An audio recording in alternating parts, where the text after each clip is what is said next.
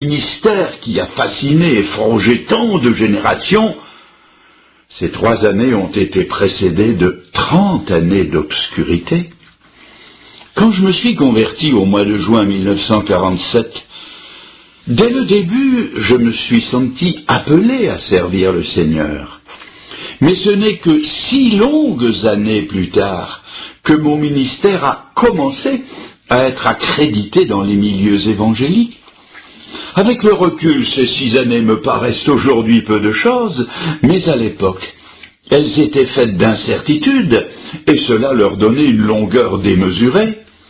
C'est peut-être le sentiment de quelqu'un aujourd'hui, quelqu'un sur qui s'est posé le manteau du prophète, l'appel de Dieu, et qui depuis lors verse l'eau de la patience, de l'attente et de l'humilité, et qui le fait depuis si longtemps qu'il se demande si Dieu n'a pas oublié l'accomplissement de ses promesses. Élisée et d'autres avec lui se sont souvent posé la même question, mais il faut nous souvenir que les appels et les dons de Dieu sont sans repentance, et que dans l'Épître aux Philippiens, au chapitre 1er, verset 6, il est dit que la bonne œuvre qu'il a commencée en vous, il l'achèvera. Maintenant, je vais préciser un autre point important. L'appel qu'Élisée a reçu impliquait de sa part une décision, celle d'y répondre. Et l'appel qui vous est adressé ce matin implique de votre part une décision, car j'espère qu'au-delà de ma voix, vous avez entendu la voix de Dieu. Je suis resté dans les faits généraux. Je n'ai pas donné de précision. Il y a tant de possibilités de service que je ne pouvais pas m'étendre sur des appels précis et particuliers. Mais pour lui comme pour nous, il y avait nécessairement une décision à prendre. Il devait quitter le travail habituel qu'il aimait, auquel il avait donné des années de sa vie, travail qui comportait toutes les garanties d'avenir. Le prix qu'il avait à payer était à la mesure de son appel, et j'admets qu'il était grand. Il devait quitter son terroir, ses habitudes, ses amis, son confort, sa sécurité, sa position, ses parents, et qui sait, peut-être une douce fiancée avec laquelle il avait fait des projets d'avenir. Tout, s'il disait oui à Dieu, allait être bousculé d'un seul coup. Sans compter qu'on ne le comprendrait pas de s'engager dans une vie d'incertitude à laquelle rien ne l'avait préparé, pour suivre un homme d'apparence rugueuse, qui était aimé de quelques-uns, admiré de certains, craint d'un grand nombre et haï de la majorité. Quel prix à payer! Quelqu'un ce matin est peut-être face à une décision semblable. Quelqu'un qui a dit à Dieu, « Oui, Seigneur, je te servirai ». Dieu vous demande maintenant de prendre une position claire, sans équivoque, sans plus de tergiversation. À quelque assemblée ou église que vous apparteniez, à vous qui avez chanté ce chant des jeunes, « Je veux bien te suivre, Seigneur, je veux bien te suivre, mais pas maintenant. Je veux bien te suivre, mais attends. » Le Seigneur vous demande maintenant une prise de position nette, sans équivoque. Mes amis, les plus grandes destinées se sont souvent décidées dans un laps de temps très court. C'est Lévi, l'indélicat Lévi, à qui le Seigneur dit « Toi, suis-moi », et qui boucle ses coffres et qui en un instant suit le Seigneur. C'est Saul de Tarse, le futur apôtre Paul, abattu aux pieds de Jésus-Christ et qui dira « Seigneur, que veux-tu que je fasse ?»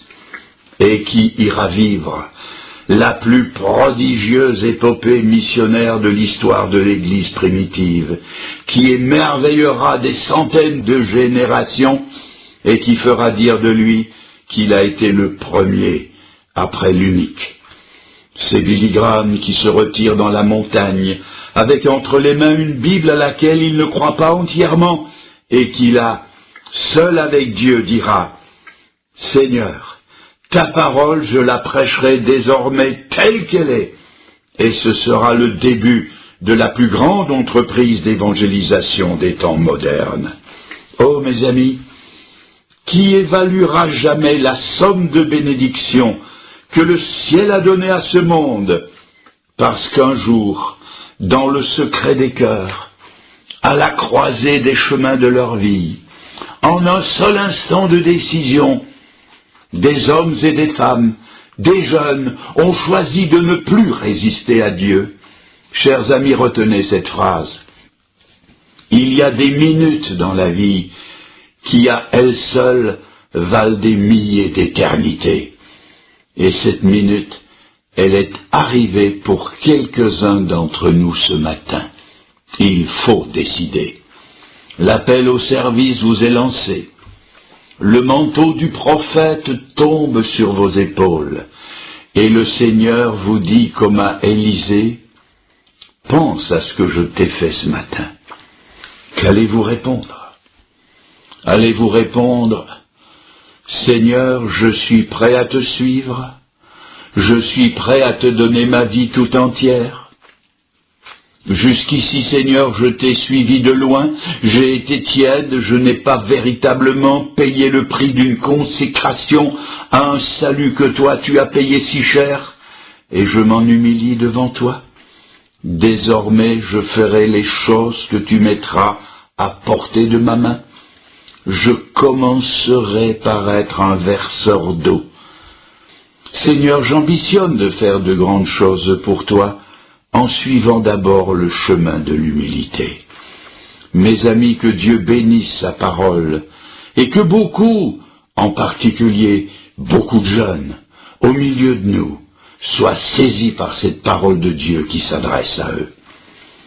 Je voudrais que maintenant nous ayons un moment de prière silencieuse. Je voudrais que nous prenions une position devant l'appel du Maître. Peut-être ne savez-vous pas encore à quoi le Seigneur vous appelle, mais le Seigneur vous appelle. Il a jeté sur vous le manteau de son appel.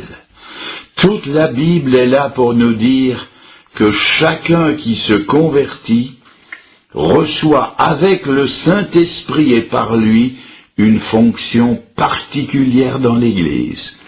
Quelle est ou quelle sera la nature de votre appel? Ce sera à vous de le découvrir par la prière et l'étude de la parole de Dieu. Mais le point de départ, c'est de dire « Seigneur, je suis disponible. Seigneur, tu pourras venir n'importe quand, même si je suis au labour des champs.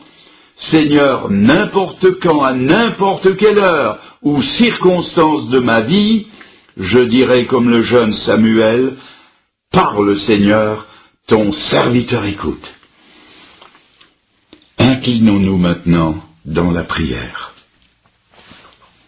Seigneur, nous sommes tous devant toi dans une attitude d'humilité. Il n'y a aucun esprit de suffisance en nous. Nous ne sommes rien. Nous sommes petits. Et pardonne-nous si parfois nous l'avons oublié. Seigneur, garde-nous toutefois d'être prétendument humbles au point de refuser de te servir. Personne n'est au-dessus ou au-dessous de ton appel.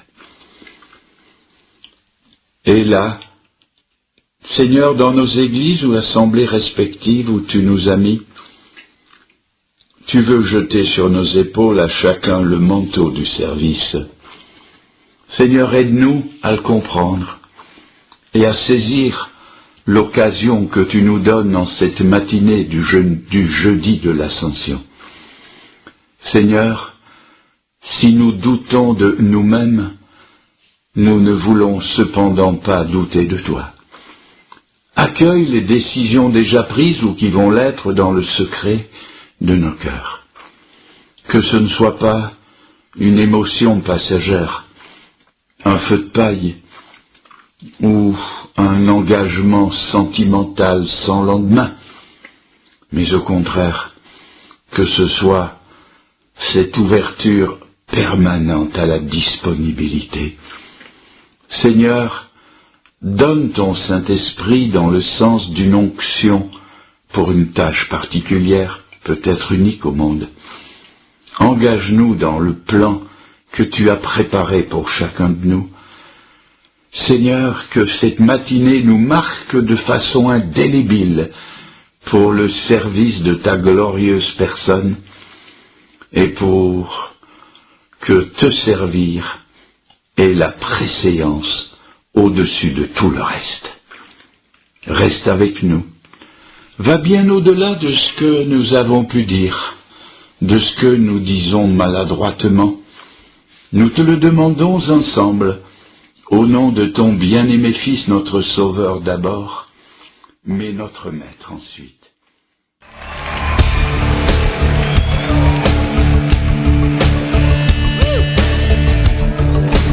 La victoire est au Seigneur Jésus-Christ.